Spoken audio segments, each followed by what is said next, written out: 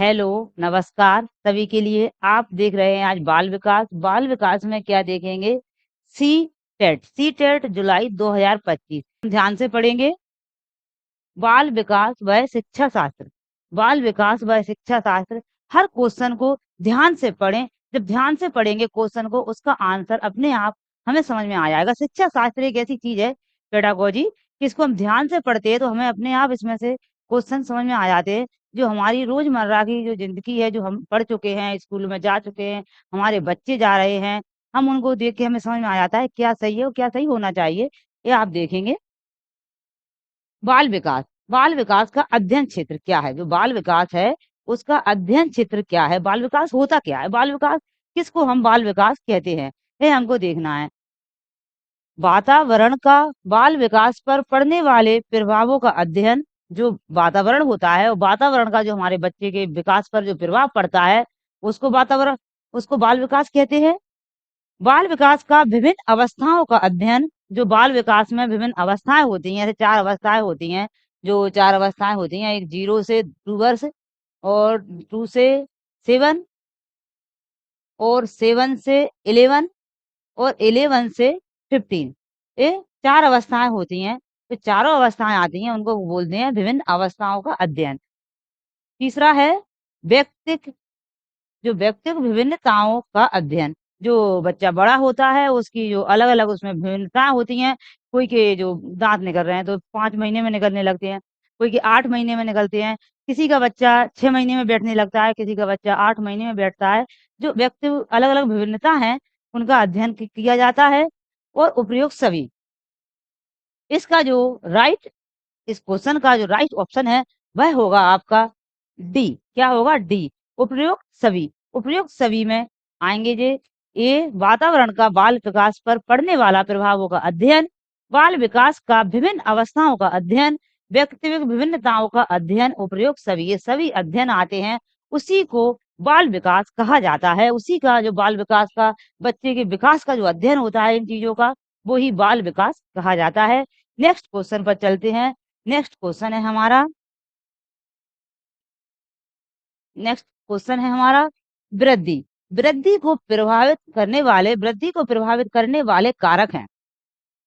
जो बच्चे का विकास हो रहा है, बच्चा ग्रो कर रहा है, मानसिक क्षमता का, शारीरिक वृद्धि का या मानसिक वृद्धि का, जो बच्चा वृद्धि कर रहा है, विकास कर रहा है, उसको प्रभावित करने वाले कारक कौन कौन से होते हैं हमें देखना है। पर्यावरण, स्वास्थ्य, आहार, उपयोग सभी।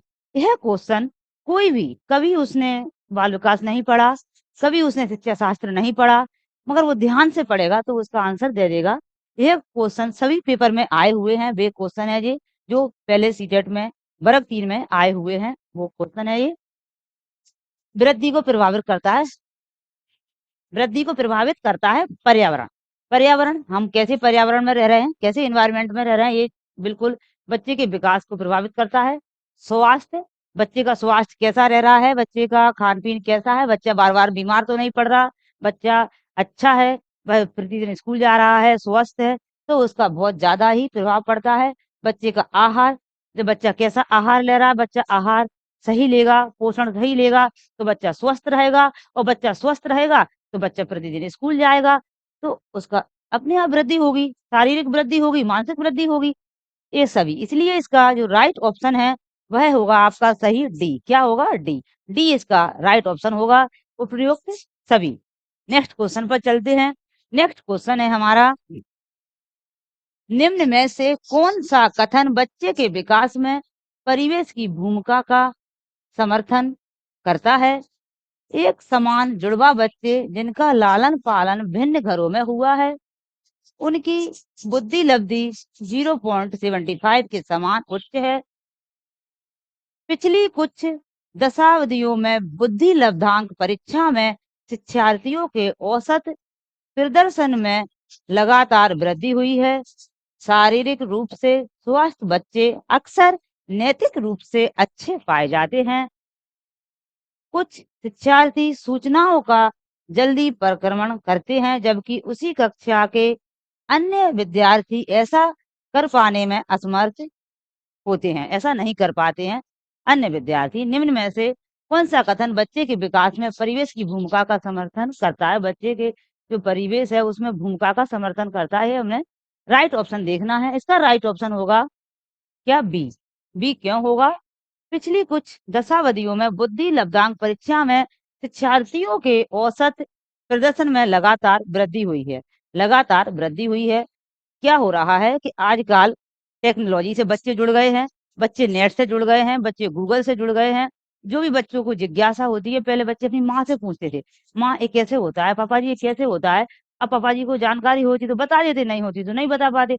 अब बच्चे माँ बाप से पूछते हैं, जब माँ बाप पेरेंट्स नहीं बता पाते हैं, बच्चे हाल गूगल करते हैं, गूगल से सर्च करते हैं, उन्हें जानकारी, उनका जो अभी अभी क्वेश्चन आएगा, प्याज ने लिखा स्कीमा, स्कीमा अवधारणा इकट्ठी होती जा रही है, उनका ज्ञान इकट्ठा होता जा रहा है, ज्ञान जुड़ता जा रहा है उनका, तो उनकी जो बुद्धि क्षमता है उनकी बढ़ती जा रही है।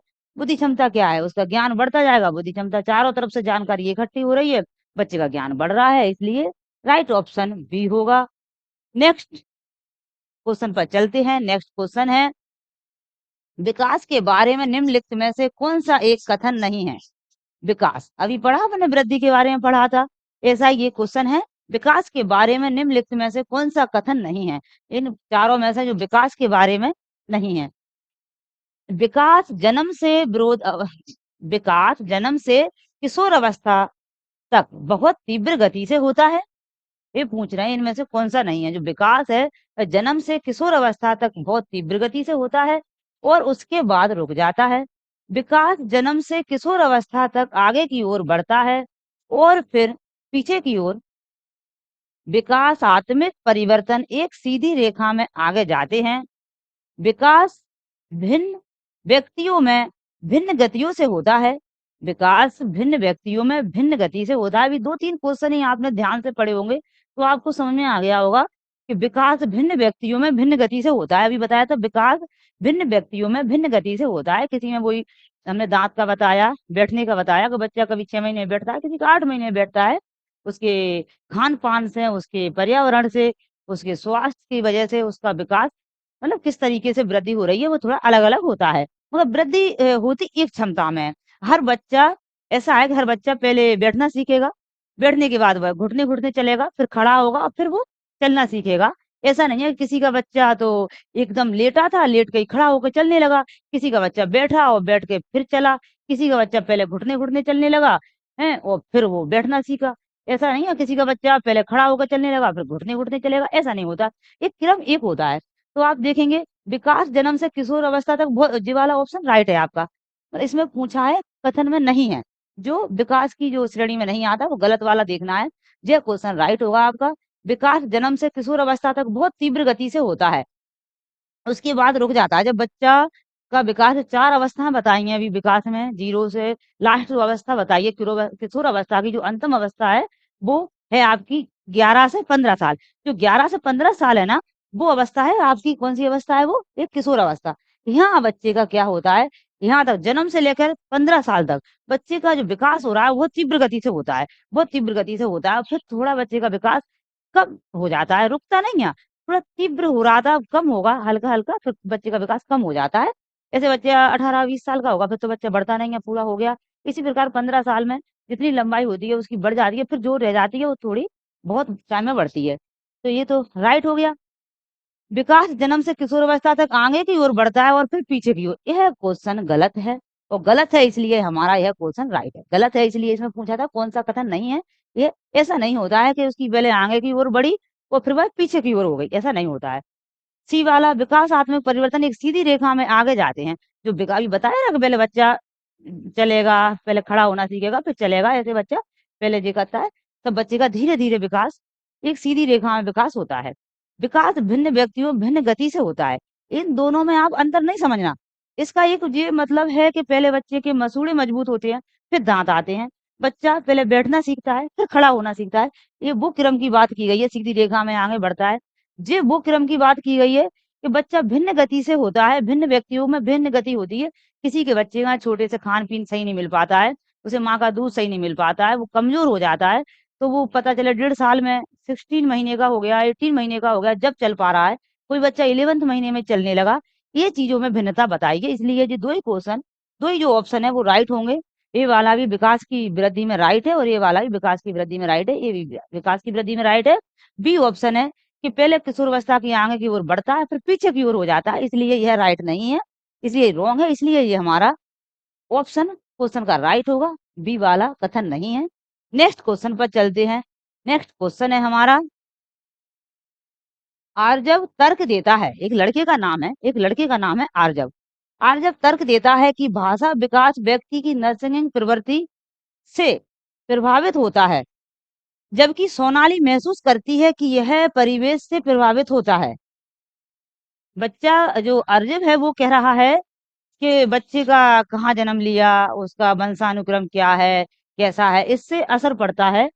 और सोनाली कह रही है, सोनाली महसूस करती है कि यह परिवेश से प्रभावित होता है। अर्जव और सोनाली के बीच यह चर्चा किस विषय पर हो रही है? यह जो चर्चा हो रही है, जो किस विषय पर हो रही है, यह हमको देखना है, चर्चा किस विषय पर हो रही है।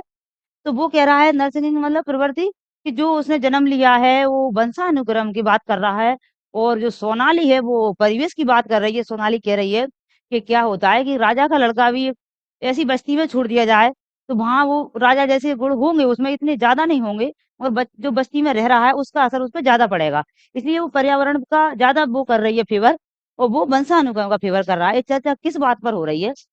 ए चुनौतीपूर्ण तथा संवेदनशील भावना पर हो रही है, यह बात चुनौतीपूर्ण या संवेदनशील भावना पर हो रही है। स्थिरता तथा अस्थिरता पर बहस चल रही है। सतत तथा असतत अधिगम पर बहस चल रही है। सतत तथा असतत अधिगम हम ये समझाएंगे आपको बाद में। यह प्रकृति तथा पालन पोषण पर, प्रकृति तथा पालन पोषण पर यह वाद विवाद हो रहा है। इसका जो आपका राइट ऑप्शन होगा, इसका जो आपका राइट ऑप्शन होगा वह होगा आपका क्या? डी। डी राइट ऑप्शन है। प्रकृति तथा पालन पोषण पर वाद विवाद चल रहा है कि पालन पोषण, प्रकृति और पालन पोषण पर जो दोनों की बहस चल रही है वो इस बात पर बहस चल रही है। नेक्स्ट क्वेश्चन पर चलते हैं। नेक्स्ट क्वेश्चन है हमारा, सामाजिक मूल्यों में बदलाव को इसके लिए जिम्मेदार ठहराया जा सकता है। सामाजिक मूल्यों में बदलाव को इसके लिए जिम्मेदार ठहराया जा सकता है, किसके लिए जिम्मेदार ठहराया जा सकता है? असमानताओं के कम करना, सामाजिक परिवर्तन के लिए, सामाजिक गतिशील के लिए, संस्कृति का संचरण के लिए। सामाजिक मूल्यों में बदलाव, जो सामाजिक मूल्य हैं उसमें बदलाव को इसके लिए जिम्मेदार ठहराया जा सकता है। ये ऑप्शन में बताना है किसके लिए जिम्मेदार? असमानता को कम करना, सामाजिक परिवर्तन, सामाजिक गतिशीलता, संस्कृति का संचरण। इसका जो आपका राइट ऑप्शन होगा वह होगा ए बी, सामाजिक परिवर्तन।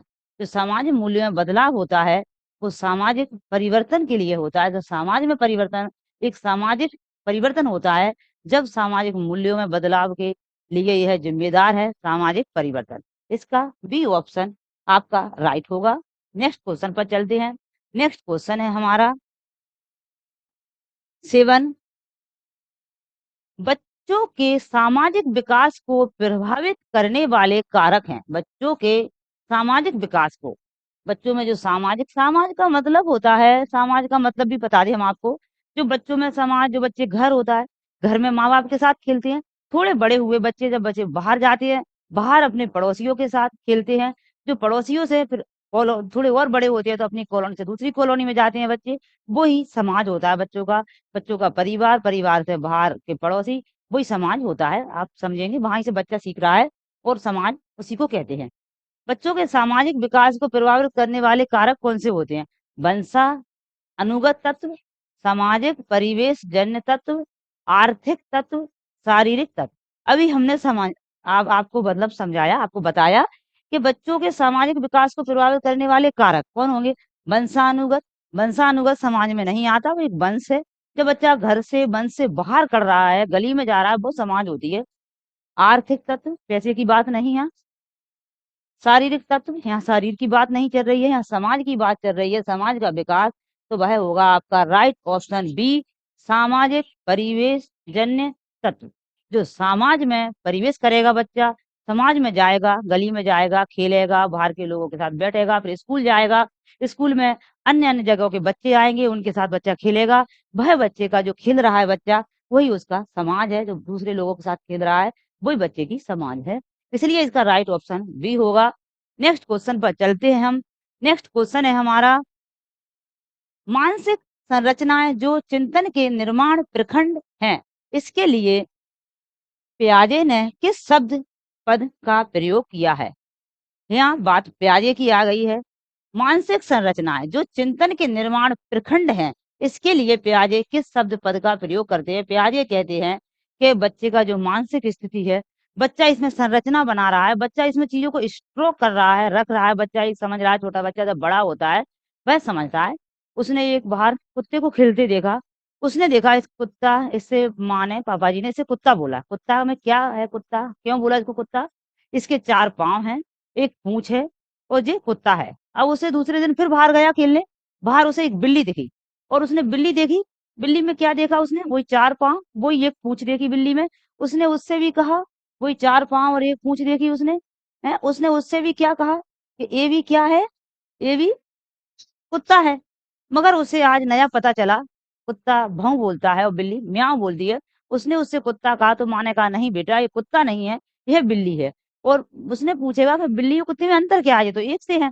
तो बेटा इसका साइज, उसने छोटा कुत्ता देखा था, बिल्ली कुत्ते एक से लग रहे हैं उसे। नहीं बेटा, ये भौं कहता है और यह म्याऊं कहती है। इसमें अभी ये भाषा का अंतर बताया माँ ने।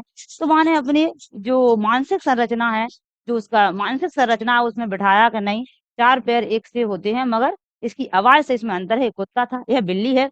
इसलिए यह उसकी जो मानसिकता बनी, जैसे मानसिक संरचना, उसे उस चिंतन को चिंतन किया उसने। उस चिंतन को पियाजे ने क्या नाम दिया? पियाजे ने नाम दिया, इसका आंसर है स्कीमा, अवधारणाएं। क्या दिया इसने? परिपक्व ये नहीं दिया, जी नहीं दिया, विकास का क्षेत्र नहीं कहा, स्कीमा। पियाजे ने इसको नाम दिया स्कीमा। किसको नाम दिया? जो बच्चा एक चीज से दूसरी चीज उसमें जोड़ता है, अपना ज्ञान बढ़ाता है, इसलिए उस चीज को, जो मानसिक संरचना है, उसको पियाजे ने नाम दिया स्कीमा। क्या नाम दिया? स्कीमा। हम और नेक्स्ट क्लास से लाएंगे तो हम आपको पियाजे, वाइगोत्स्की, इनके बारे में, थॉर्नडाइक, इनके अलग आपको समझाएंगे थ्योरी, तो आपको इनके क्वेश्चन गलत नहीं होंगे, क्योंकि इनसे क्वेश्चन आते हैं। पियाजे से 1-2 क्वेश्चन आता है, थॉर्नडाइक से 1-2 क्वेश्चन, जरूर 3 क्वेश्चन आते हैं। नेक्स्ट क्वेश्चन पर चलते हैं। पियाजे के अनुसार 2 से 7 वर्ष के बीच का एक बच्चा संज्ञान आत्मिक विकास की अवस्था में है। पियाजे के अनुसार 2 से 7 वर्ष के बीच का एक बच्चा संज्ञानात्मक विकास की किस अवस्था में है? पूर्व संकरात्मक अवस्था, मूर्त संकरात्मक अवस्था, औपचारिक संकरात्मक अवस्था, या गतिक संवेदी गतिक अवस्था। इस अवस्थाओं का देखना है। इसका आपको राइट आंसर होगा क्या? ए। राइट आंसर क्या है आपका? राइट आंसर है ए। ए क्यों है राइट आंसर? बच्चे की पियाजे के अनुसार 4 अवस्थाएं बताई गई हैं। 4 अवस्था हैं। पहली अवस्था बच्चे की 0 से 2, दूसरी अवस्था बच्चे की 2 से 7, तीसरी अवस्था बच्चे की 7 से 11 और चौथी अवस्था बच्चे की 11 से 15। कौन सी है? 11 से 15। ये बच्चे की 4 अवस्थाएं बताई गई हैं। ये 4 अवस्था में हमें पूछा है 2 से 7 वर्ष। जो 2 से 7 2 से 7 वर्ष जो अवस्था है, वह होती है पूर्व संकरात्मक अवस्था। क्या होती है? वह होती है पूर्व संकरात्मक अवस्था। इसलिए इसका ऑप्शन ए राइट होगा। नेक्स्ट क्वेश्चन पर चलते हैं। नेक्स्ट क्वेश्चन है, अधिगम का क्रिया प्रसूत अनुबंधन सिद्धांत द्वारा दिया गया था। जो अधिगम है, अधिगम का क्रिया प्रसूत अनुबंधन सिद्धांत द्वारा दिया गया था। जो अनुबंधन है, क्रिया प्रसूत अनुबंधन सिद्धांत, आप थोड़ा भूल जाओगे इनका क्या है। ऐसा ही क्रिया प्रसूत सिद्धांत एक पावलोव ने भी दिया है। अब हम बोलेंगे थॉर्नडाइक है, टोलमैन है, पावलोव है, या स्किनर है। इसका जो आप इनको पढ़ोगे तो ये धीरे धीरे आपको क्लियर हो जाएगा कौन सा सिद्धांत किसने दिया है। अभी हम इसका ऑप्शन आपको बताते हैं। इसका जो राइट ऑप्शन है, bye head D, Skinner. Skinner ने एक अनुबंधन, स्किनर ने क्रिया प्रसूत अनुबंधन का जो सिद्धांत है, वह स्किनर ने दिया गया है। इसका राइट ऑप्शन आपका होगा स्किनर। अब हम नेक्स्ट क्वेश्चन लेकर आएंगे, आपको पढ़ाएंगे। आप ऐसे ही तैयारी करते रहें और पढ़ते रहें। वर्ग 3 के लिए, सीटेट के लिए यही क्वेश्चन आते हैं। सीडीपी आपकी बिल्कुल तैयार हो जाएगी। वीडियो देखने के लिए थैंक यू।